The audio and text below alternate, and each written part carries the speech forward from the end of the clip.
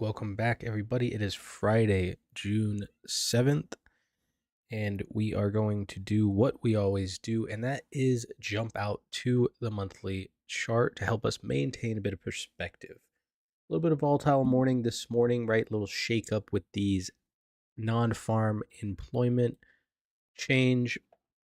Came in better than expected, I guess, and so the market didn't like it because good news seems to be bad news these days as far as filing into these projected rate cuts.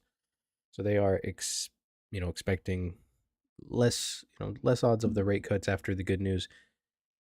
Little liquidation there. Now, we don't want to get caught up in the news, but it is important to know when it's coming out. So if that's not something that you have on your charts every single day or something that you look up every single day before you start your trading session, it's definitely something important that you're going to be wanting to jump into. Another thing to think about, especially with this whole GameStop craze, which is the title of the video today, can GameStop move the market?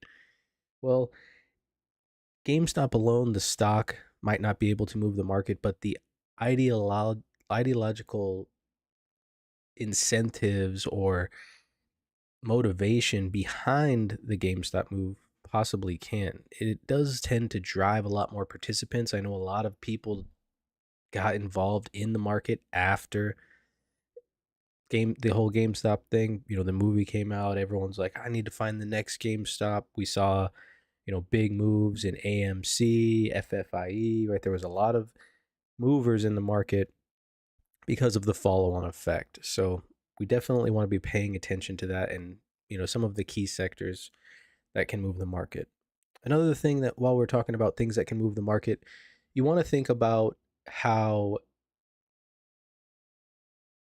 when we look at a weighted instrument, so these here are weighted ADs, right? They are made up of stocks. This is the S&P 500, this is the NASDAQ, and this is the Dow. Well, what you want to think about in the S&P 500 is that 20% of this is made up of just three stocks, and that is Apple, Microsoft, and Nvidia. So 20% of all market movement is contributed by those three specific tickers. So if you're not watching those three tickers, or if you're not at least checking on those three tickers and you're trading the S&P 500 or any of the indexes for that matter, you're doing yourself a disservice, and you're definitely going to want to be adding that going forward. Now, let's jump into it. We start on the monthly to help us maintain perspective. And as we can see here on the monthly, we are getting a breakout from monthly balance. So balance rules are in play. And the first step in balance rules is go with the breakout. Now, as we can see here, our previous month's close sitting at 52.95. Should the market maintain above that level, the odds still continue for the market to maintain the upside. We can see the high of the previous month was that 58.25. So above that, the market starts to get really strong. You start to get a lot of even longer term traders that are stuck short that might be forced to cover and can propel the market higher. We've talked about by the end of this year, we're kind of looking for that 5,600 number, maybe even a little bit higher. We'll have to pay attention. So let's jump over here to the weekly. It's Friday. We're getting ready to end the week. Very strong looking week so far. Remember, we had that news. We're trading 53.40 right now, so we're trading just a little bit below, but we're basically trading right back at the balance high, and it'll be a little bit easier to see that balance once we jump over to the profiles, which we will in a second. But you want to understand that we're getting a breakout on a monthly and a breakout on a weekly. So you're having multiple time frames of traders entering the market. And remember, if you're day trading or swing trading, it's not just, your time frame that you're looking at. If you're trading a 4-hour chart, a 30-minute chart, some people are trading a monthly chart only, right? That's as far in as they zoom. So you've always got to remember that those other time frame traders, and typically on the longer time frames, those are traders with bigger size, or what I like to call long money. Not because they're getting long in the market, but because they have the ability to get into a position and stay in that position for a long period of time, regardless of direction. When you've got that long money, you're less likely to get shaken out of a position by an intraday move or even an intra-week move. Now, switching over to the daily, you can see we have this very long balance, right? We had this 10-day balance. We had a look below. Balance rules when we trade back into balance, typically find acceptance and trade to the opposite edge. This is something that we talked about. We talked about that 5280 being our launch point. We, for the most part, everyone in the Discord caught a nice long move, traded to that balance high. Now, moving into today and how we're going to play this today, which probably most of the people in the Discord, won't need to because they're all long from the low. We had talked about this yesterday. If you go back and watch the video from yesterday, we talked about that move back down to 53.28 is going to be a buy. And the reason being is because the profile leaves these clues behind for us that we capitalize on. But on the daily, you can see we are one time framing higher. 1, 2, 3, 4, 5 days in a row now. Six day, if we get above that 73 quarter, we set an all-time high in the cash session yesterday, not by a ton, but a high. And then now the new high is 53.80, and that's set in the overnight position. So a lot of times what we don't like to see or what we don't think will hold is, let's say we trade lower today, it's less likely that this tends to be a swing high or a high that lasts long term with the high made in the overnight session. Some key levels to pay attention to today, I think on this downside, we've got all of these moving averages, these daily moving averages stacked up, the 5, the 9, the 20. Typically tends to be a place where you get some activity from, some technical analysis traders. And I'm not saying there's anything wrong with that, but it's just an area where the market, if the market moves down here, it probably slows down and the opportunities for the day start to fade. Now, switching over to the profile and a little bit of review from yesterday, right? We didn't really do much yesterday, kind of just one time frame down till we found that 45, which is a level that we talked about. It was a weak spot on the profile from the previous day. We bounced from there, closed towards the high. All the GameStop craziness came in the overnight session. You can see the overnight session traded up, and then this big bar here is the news. That's that unemployment, the non-farm unemployment change, and the unemployment rate gave that big move. Now, like I said, we would talked about this 28 period yesterday before the market opened as if we were pulled down there, it's a buy area, and you can see, we're bouncing 20 points off of it already. And the reason being is because the market profile gives us these key references that it leaves behind. Right now, it doesn't look like much. And if you're trading on a candlestick chart, you probably wouldn't even pick this up. But there's just a little bit of a gap telling us that these traders here, that's where they started to cover shorts. And then you can see that the market trended for the rest of the day higher. Now, if they have to cover short down here, and we figured they were covering short here, and this is that prior balance that we talked about on the longer time frame, well, then we expect them to continue to cover shorts until we trade all the way through. So it came down, it literally stopped on the dime and now bounced 20 points off of that. So these are the key things that I want to really kind of drive home the importance of really studying the market profile. And it's great to have you guys in the chat or great to have you guys in the Discord, and I love to teach, but just by listening to me alone is not going to be enough to really pick up on this. You've got to be in there with us all day watching the profiles and how they develop, and you've got to do some extra work on your own really to understand and see all of the nuance that the profile offers. And now this isn't just something that happens every once in a while, right? We and if you can go back and watch the videos, if you go back to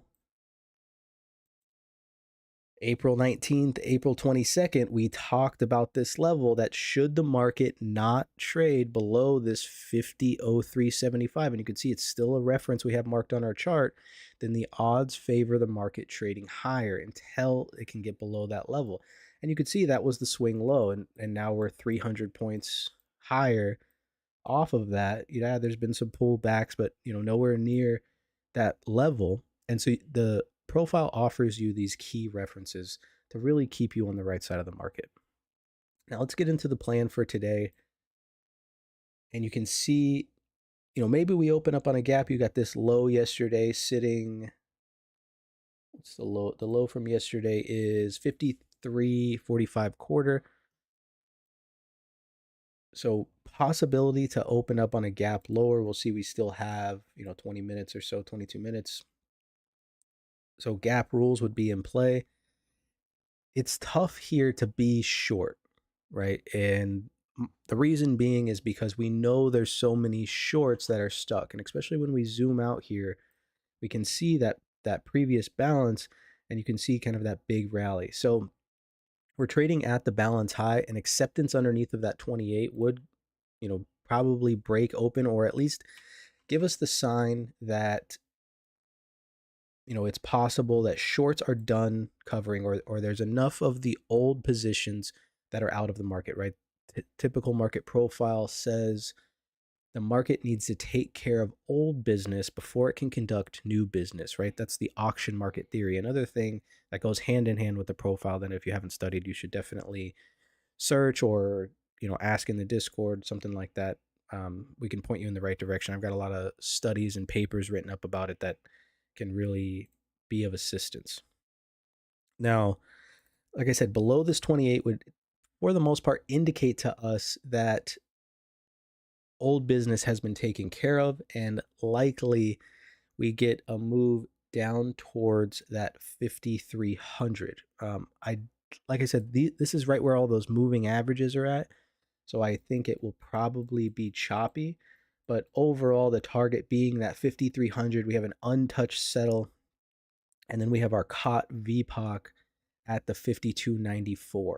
Now we get our COT information today about the last about the last COT report, right? Comes out Friday for the week before. It's stale data, but it's still useful. So we can kind of pay attention to that and see, was this shorts getting stuck and squeezed, or was it buyers driving the market higher? That will be a nice indication for us today. And then above that 28, I really think there is, even if we get a peak below and then turn back above, there's almost, even though it's a gap down, it's going to be really hard to just sell right away, because there is still the opportunity that there's people stuck short in this balance. Now, remember, like I said, when you have multiple time frames, because this balance is not only going on the daily, but it's also going on the weekly and the monthly, and it's going on for multiple months, multiple weeks. So typically, to take care of itself, it takes some time to to finish, right? You're not going to get this, oh, we're breaking out of balance on the monthly, I'm just going to get long, and then it's just going to go. It's going to take some time. Remember how many days there are in a month and how many days there are in a week. So you've got all of those traders getting out of positions on their own time frames. So the key thing here, like we always talk about, is these 4 key references. That's the open, high, low, close, the 4 most important references, and the 4 references that everybody can see, right? No matter if you're trading the MACD, the moving averages, the RSIs, the market profiles, the volume profiles, order flow. There's these 4 key references that everyone can see, and that's where we really drive our market thesis. And so, should we stay above that level, and then the next level up being that 45 right here, there's opportunity to just continue towards that all-time high, right? And like I said, the overnight session typically doesn't tend to hold, or doesn't tend to be a strong reference or a swing point. So that would be a key thing. Now, if this was made in the cash session, then we'd be a little bit less, bullish, I guess, but we'll kind of go from there. And then we want to be monitoring that prior month's high, right? 53.58, we talked about. Above that, you really start to get more people in trouble. The weekly shorts, the monthly shorts are starting to get nervous, and then short covering becomes more likely. And that's really the biggest key here. This kind of line in the sand is going to be that 53.28. It's going to be kind of that acceptance back into this balance or rejection of. But yeah, I mean, that's pretty much it for today. It's Friday, right? So if you've had a good week, no need to risk it for the biscuit, trying to double up. If you've had a bad week, no reason to try to, double down and make it all back. It's just one day, guys. And that's what the biggest thing in trading, especially when you're day trading, is remember that every day is just one day. Nobody that I know that does this full time, or nobody at my work, lives or dies by the day, right? Yeah, you might have a day where you hit it big. You might have a day where you lose it big, but that's not really coming to the office every single day back at the start line, right? If any of you guys played sports as a kid, remember, you get to halftime, you're beating this team 28-0. You don't go out there and act like or start like you're already up 28-0. That's how you give up some points. You go out there like the score's 0-0 and you play your game. So remember, trade your plan and be smart. But yeah, other than that, you guys have a wonderful day, have a wonderful weekend. Make sure you're managing risk and sticking to your trade plan, and I'll see you guys on Monday.